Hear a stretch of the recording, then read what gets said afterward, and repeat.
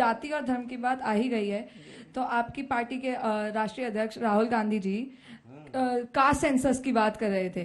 तो caste census के तौर पे वो कहना चाहते हैं कि वो पिछड़ी जातियों के लिए आरक्षण बढ़ाएंगे। क्या जो आरक्षण पहले से दे रखी है वो कम है? आपने बड़ा अच्छा सवाल पूछा और ये सवाल उठता रहता है। हमें 50% आरक्षण मिला है, 50% लिमिट है, 49% है, उसमें 22% जो है पिछड़ों के लिए है, 27% पिछड़ों के लिए है और दलितों के लिए है, सबके लिए आरक्षण की व्यवस्था। मैं आपसे एक सवाल पूछना चाहता हूं कि जो 50% की जो आरक्षण की लिमिट है, यदि 50% का हिस्सा ओबीसी को, SC ST को मिल गया हो तो आप बिल्कुल उस पर डिबेट करिए। राहुल गांधी जी ने, आपको याद होगा, पार्लियामेंट में यह भी कहा था कि जब देश को चलाने वाले जो मैक्सिमम जो प्रिंसिपल सेक्रेटरीज होते हैं, जो कैबिनेट सेक्रेटरीज होते हैं, उनमें सिर्फ 3 ऐसे थे जो ओबीसी, SC ST से आते थे, बाकी सब अगड़ी जातियों के थे। ये उसके सवाल का जवाब है। भाई वो पूछ रही है कि कितना आरक्षण देंगे। इतने दशकों तक 50% आरक्षण में उत्थान नहीं कर पाए। एक सेकंड, क्यों दिया कांग्रेस पार्टी को अचानक पिछले 5 सालों से लग रहा है कि हम रिजर्वेशन बढ़ा देंगे, 80% कर देंगे तो देश में सामाजिक न्याय आ जाए। अंजना जी, देखिए, आरक्षण की व्यवस्था, जितनी परसेंटेज उस आरक्षण में, उस व्यवस्था में मिला हुआ है, बिल्कुल बढ़ाएंगे, बिल्कुल बढ़ाएंगे, सबके सामने कह रहे हैं, बिल्कुल बढ़ाएंगे। जनगणना तो होने दीजिए, बना देंगे उसी के हिसाब से। बिल्कुल, आज आपको बता, हम कह रहे हैं सबके सामने बढ़ाएंगे, जब तक पिछड़े दलित आदिवासियों को उनका अधिकार नहीं मिलेगा तब तक बढ़ाएंगे। इसलिए बढ़ाएंगे कि जो 50% की आरक्षण की लिमिट है, अभी तक पिछड़े दलित आदिवासी उस लिमिट के आसपास भी नहीं पहुंचे हैं, आधे भी नहीं पहुंचे हैं। केंद्रीय यूनिवर्सिटीज में आज भी पिछड़े दलित आदिवासियों के जो घर के लोग हैं, जो परिवार के लोग हैं, ना पढ़ाई में 10% हो पा रहे हैं, ना प्रोफेसर 10% बन पा रहे हैं। जो आबादी 80% है देश की आबादी, लेकिन नौकरियों में वो 8% है, तो क्या उसको सब गलत नहीं हो रहा है? 20% लोग देश को चला रहे हैं, 80% जो है उनके नौकरों की तरह चले जा रहे हैं, तो आरक्षण से बराबरी आएगी, इसमें दिक्कत क्या है? अंजना जी 10 सेकंड बस बोलना चाहता हूं, बस 10। हमारे देसी गांव में एक कहावत है, बाप ने मारी पूतनी, बेटा तीरंदाज। नेहरू क्या बोले थे? आरक्षण 2 दर्जे का नागरिक बनाएगा। जवाहरलाल नेहरू कोट। राजीव गांधी, बुद्धुओं को आगे नहीं बढ़ाएंगे at the cost of reservation. अब जवाब दे। ये राजीव गांधी थे, लोकसभा में 1.5 घंटा आरक्षण के खिलाफ बोले। भागवत ने बिहार में कहा था कि आरक्षण को खत्म कर देंगे। संविधान दिखा आप इसी जिन्होंने मोहन भागवत ने stop this shouting match, all of you please. जिसका मैं नाम लूं वही बोले। शाउटिंग मैच मत कीजिए प्लीज। आज तक मैं शाउटिंग मैच नहीं अलाउ करूंगी। जिसके पूरी कीजिए, आप हाथ उठाइएगा। जिसके पूर्वज हिंदुस्तान की आजादी से लेकर आज तक आरक्षण का विरोध करते रहे, पार्लियामेंट में भाषण दिया, उनके राहुल गांधी कह रहे हैं संविधान दिखा कि आरक्षण। अरे कांग्रेस तो शुरू से आरक्षण विरोधी रही है। मैं ऑन कोर्ट कह रहा हूं, रिकॉर्ड कह रहा हूं, झूठ नहीं बोल रहा हूं। अगर झूठला दे तो ठीक। राजीव गांधी के लिए माफी मांगेंगे जो संसद में उन्होंने भाषण दिया आरक्षण के विरोध में, मंडल कमीशन के विरोध में। 23 साल का लेकर कमीशन की रिपोर्ट पर लेकर बैठ गए। नेहरू के लिए माफी मांगेंगे, इंदिरा गांधी के लिए माफी मांगेंगे आप? सुन लो, क्या ओबीसी कमीशन को 23 साल तक संवैधानिक दर्जा नहीं दिया, माफी मांगेंगे? झूठ मत कर, गोल गोल बात करते हैं। जवाब दे देता हूं। देखिए, मैंने तो इनको सीधा सीधा नाम बताया। बिहार के चुनाव में मोहन भागवत ने कहा कि अरे बिहार के चुनाव में नेहरू जी की बात कर रहा हूं, राजीव गांधी की बात कर रहा हूं। कौन है मोहन भागवत? कौन है? कोई नहीं है क्या? आप कह दीजिए कि उनका बयान हमारे लिए मायने नहीं रखता। नहीं, कहिए कि मोहन भागवत का बयान हमारे लिए मायने नहीं रखता। मैं दोबारा नाम नहीं लूंगा। चलिए अगला प्रश्न है। अगला प्रश्न तो बोलिए, सुन लीजिए ना। आपसे है सवाल, पूछिए। मैम, मेरा प्रश्न बीजेपी प्रवक्ता से। सर, 2017 में जब आप उत्तर प्रदेश में सत्ता में आए थे तो आपका मेन मुद्दा था कानून व्यवस्था, लेकिन उसके बाद हमने हाथरस कांड देखा, BHU भी देखा और अभी गोमती नगर भी। इस हिसाब से स्पष्ट होता है कि आप कानून व्यवस्था के मुद्दे बिल्कुल फेल हो चुके हैं। 2027 में आपका चुनावी मुद्दा क्या हुआ? ये आपका मानना हो सकता है कि हम कानून व्यवस्था में फेल हुए, लेकिन एक बात तो बता दूं कि कोई भी सभ्य समाज में आप अपराध रोक नहीं सकते। अपराध पे नियंत्रण जरूरी है। तो क्या आप लोग मानते हैं कि नहीं कि उत्तर प्रदेश में अपराध और अपराधियों पे नियंत्रण और अंकुश है या नहीं है? जितने लोग मानते हैं तो हाथ उठा दीजिए। तो इसीलिए 1-2 व्यवस्था को लेके पूरे व्यवस्था पर, लॉ एंड ऑर्डर का सवाल उठाना ठीक नहीं है। और 27 में भी हमारा मुद्दा यही रहेगा, बुलडोजर रहेगा और बुलडोजर चलेगा। तो बुलडोजर 24 में क्यों नहीं चल पाया? 24 में भी बुलडोजर चला। कहाँ चला? बड़ी अच्छी पंचतंत्र। आप फिसल गए, कहाँ पहुंच गए? अंजना जी पंचतंत्र की कहानी बताई है योगी जी ने, पंचतंत्र की। ठीक है ना, कि बकरी का बच्चा लेके कैसे जा रहा था, 4 ठगों ने कैसे ठगा कि ये हाथ में कुत्ते का बच्चा है, हाथ में कुत्ते का बच्चा है, हाथ में कुत्ते का बच्चा है। तंग आके उस आदमी ने बकरी का बच्चा दे दिया। बोला अब ये नहीं चलेगा, 1 लाख खटाखट आएंगे, खटाखट। अरे 27 में सफा चट हो जाएंगे। खटाखट तो दूर का बात है। ये इस देश के नौजवानों को ये सब सिखाएंगे। संविधान सत्ताधारी पार्टी के प्रवक्ता हैं, इनकी भाषा देखिए, कुत्ता लेके जा रहे हैं, ये लेके जा रहे हैं, ये सिखाएंगे आप लोगों को। मेरी बहन ने बड़ा अच्छा सवाल पूछा कि आरक्षण कब तक और क्यों। बहन इसलिए कब तक और क्यों नहीं पूछा, कितना बढ़ाएंगे? कितना बढ़ाएंगे? अभी 50% दे रहे हैं, अभी और कितना बढ़ाएंगे? देखिए, उसी की व्यवस्था करने के लिए जातिगत जनगणना की बात हो रही है। इस देश में छत्रपति साहू जी महाराज जो एक बड़े राजा थे, उन्होंने सबसे पहले जो है जनगणना के हिसाब से अपना रिजर्वेशन दिया, और वो काफी धनाढ़ थे, उनको पैसे की जरूरत नहीं थी।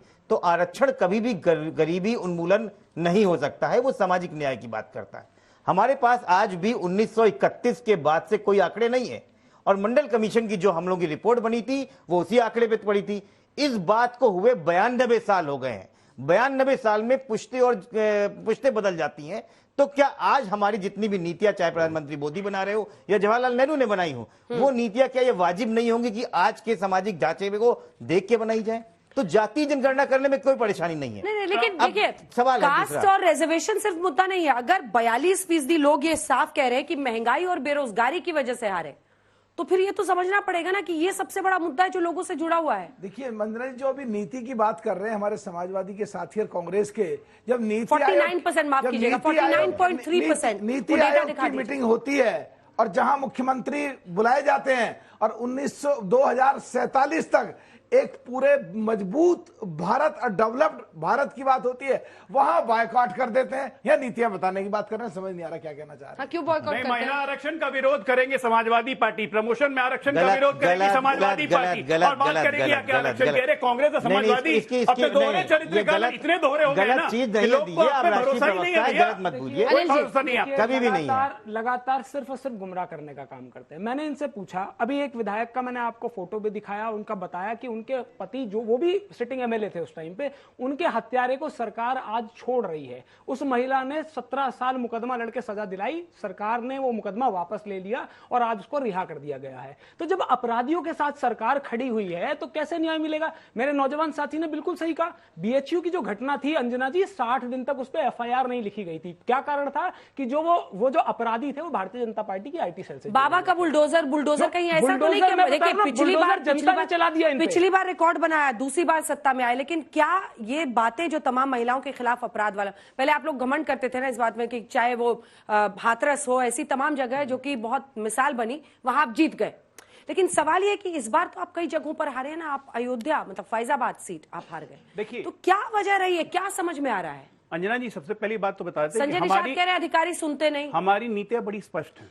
हम वो लोग नहीं हैं कि जाके वो बोलेंगे कुछ और करेंगे कुछ। लॉ एंड ऑर्डर को इलेक्शन से हम वोट के मुद्दा बना के नहीं जोड़ते हैं, ये एक परसेप्शन का विषय है। उत्तर प्रदेश में लॉ एंड ऑर्डर को लेकर जो परसेप्शन है योगी आदित्यनाथ के बाद आने के बाद, वो कहीं से खत्म नहीं हुआ है। हम वो नहीं है जो ओसामा को ओसामा जी बोलेंगे और बाटला हाउस एनकाउंटर पे आंखों में आंसू ले आएंगे। हम वो नहीं है। ये चरित्र कांग्रेस पार्टी का है, हमारा नहीं है। अगर कोई भी अपराध, गंभीर अपराध होगा, उस पर गंभीर कार्रवाई होगी, कठोरतम कार्रवाई होगी, चाहे कोई रहे।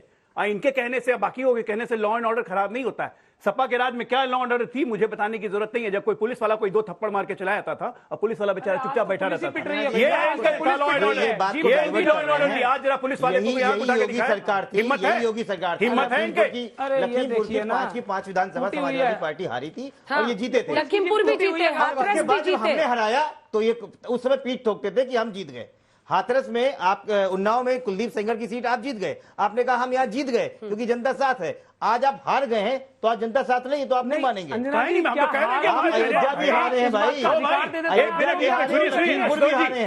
एक मिनट, गलतफहमी की दुनिया से आप लोग बाहर निकल जाइए। नहीं, हम नहीं। 293 अभी हमारा नंबर है, हम पूर्ण बहुमत से सरकार केंद्र में चला रहे हैं। उत्तर प्रदेश में 280 की सरकार। एक मिनट, बीजेपी हार गई। गफलत से बाहर निकलो भाई, कब तक? 5 साल अभी हम ही है सत्ता में और अगले 20 साल भी हम ही रहेंगे। गफलत से कब तक नहीं निकलोगे? कब तक यूं? आप तो जानते हैं बचा है। धीरे अरे बहुत युवावस्था में डिमेंशिया की तरफ चल जाएंगे अगर गफलत से बाहर नहीं निकलेंगे तो। आपने कहा कि आप रिजर्वेशन को बढ़ाकर 80%। देखिए यूपी इशू है, आप समझिए, यूपी के मुद्दे पर हम लोग चर्चा कर रहे हैं, लेकिन बार बार अगर बच्चे आरक्षण पर जा रहे हैं तो इसकी एक वजह है। ये भी आप लोगों को, अगर मैं बेरोजगारी महंगाई जैसे मुद्दे पर 50% कह रहे हैं कि उन्होंने वोट दिया, फिर भी आप लोग को लगता है कास्ट पर ही होगा, आरक्षण पर ही। अगला सवाल है, सुन लीजिए। तो अगर आप 80% बढ़ा के करने वाले हैं रिजर्वेशन, ठीक है, जो भी आप जितना भी बढ़ाएंगे, तो आप क्या चाहते हैं? हम जनरल वाले ये गोला छोड़ के कहीं और शिफ्ट हो जाए? हर एक कॉम्पिटिटिव एग्जाम में, जितना भी कंपटीशन वाला एग्जाम होता होता है, फॉर्म भी भरने का हम जनरल वालों से चार्ज ज्यादा लिया जाता है, रिजर्वेशन वालों से कम। ऐसा नहीं होता है कि हम जनरल वाले मेहनत कम करते हैं और रिजर्वेशन वाले ज्यादा करते हैं। हम स्टूडेंट हैं, पढ़ते हैं, मेहनत उतना ही करते हैं। तो आप लोग को ऐसा नहीं लगता कि ये सब हम जनरल वालों के साथ अत्याचार हो रहा है, इसके लिए भी कुछ करना चाहिए? हर चीज हम जनरल वाले क्यों भुगते हैं? मेरी बहन, कभी आप उस पीड़ा के बारे में सोच भी नहीं सकते। कभी आप गांव में कभी किसी की बारात जाती है ना, और सिर्फ वो जाति से दलित होता है और इसलिए उसे उठा के नीचे पटक दिया जाता है। कोई गरीब ब्राह्मण हो या गरीब ठाकुर हो, उसके साथ नहीं होता। लेकिन कोई कितना भी अमीर ओबीसी हो या अमीर SC ST हो, उसके साथ ये होता है। और ये जो है ना, ये जनरल वालों ने ही किया। देश में औरतों को भी जलाया जाता है, पर औरतों के लिए रिजर्वेशन नहीं करते। अंजना जी, एक बात जिंदा इस देश में औरतों को रुलाया जाता है। घर की 4 दीवारियों में बेटी के मुंह से अनाज छीना जाता है, शिक्षा का उस अधिकार उससे छीना जाता है।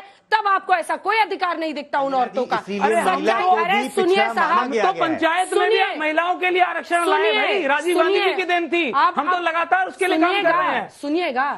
सुनिए, क्योंकि वो एक वोट बैंक नहीं थी। आजादी के बाद से इतने दशकों तक आपने महिलाओं के लिए, बच्चियों के लिए आरक्षण की बात सोची तक नहीं। क्यों? क्योंकि वो वोट बैंक नहीं थी। जहां जहां आपको वोट दिखता है, वहां आप लोग आरक्षण की बात करते हैं। और आज भी इतने दशकों बाद जो ये कांग्रेस पार्टी को ज्ञान आया है, सबको पता है कि अचानक मंडल कमीशन नहीं लागू करने वाली कांग्रेस पार्टी जाति के आधार पर आरक्षण को 80% तक ले जाने की बात क्यों कर रही है, सबको समझ में आ रहा है। अंजना जी, एक मैं छोटा सा सवाल आपसे बच्चियों के लिए क्यों नहीं किया आरक्षण? मैं आपसे पिछड़ी नहीं थी, उनको घरों में पढ़ने का अधिकार नहीं मिल रहा था, उनको दहेज के लिए जिंदा जलाया जाता है, क्यों नहीं उनकी बात की? आप जाति को लिंग से जोड़ रही हैं। लिंग नहीं है, लिंग अलग है। पिछड़ों की बात आप सुन लीजिए ना, पिछड़े दलितों की बात हो रही है। नहीं, आप दो बातों मिक्स मत करिए। मुझे नहीं है ये। देखिए अंजना जी, अंजना जी पार्लियामेंट की बात है। अंजना जी पार्लियामेंट की बात है। बार बीच में बोलते हैं। सांसद जी, पहले आप बोल लीजिए, फिर मैं बोलूंगा। देखिए, महत्वपूर्ण मुद्दा है। मुझे लगता है कि सिर्फ 10 सेकंड चाहता हूं। 1 मिनट के लिए बोलवा दो। अपने आप ही बोलिए, मैं इनको पूरा समय दे रहा हूं, लेकिन उसके बाद मुझे मिलेगा। मैं आपकी बात का जवाब देना चाहता हूँ। कोई जवाब नहीं, मैं जवाब देना चाहता हूँ। आप 1 मिनट बस खेलिए। आप लोग 2004 से 2014 तक महिला आरक्षण बिल ये लेके आए, और इन्होंने सरकार तो चलाई पर वो पास नहीं करा, ठंडे बस्ते में डाले रखा। समाजवादी पार्टी ने सपोर्ट करा, आपने इम्प्लीमेंट कर दिया। महिलाओं के भी विरोधी थे। आपको जानकारी नहीं है, आपको जानकारी नहीं है किसने सपोर्ट किया। मैं जवाब देता हूँ। अब हो गई इनकी बात। क्यों बदला? अंजना जी, ये बहुत गलत बात है। अंजना जी, मुझे 10 सेकंड जवाब देने दीजिए। अंजना जी, मैं सिर्फ एक छोटा सा आपसे सवाल पूछना। अरे भैया, आपने कौन सा महिलाओं को शैक्षणिक संस्थाओं में आरक्षण पर कुछ किया? किसी पार्टी ने नहीं किया। सब गुनहगार है। अगर आप लोगों ने जातियों के साथ बच्चियों को शुरू से ही आरक्षण इस तरह का दिया होता तो आज बराबरी पा चुके होते। जब आए, हमने महिलाओं को आगे बढ़ाया। अरे आप लोगों को वोट बैंक चाहिए। कौन बोलेगा सवाल पूछे? जल्दी आइए। कमेंट करना चाहूंगा। बोलिए।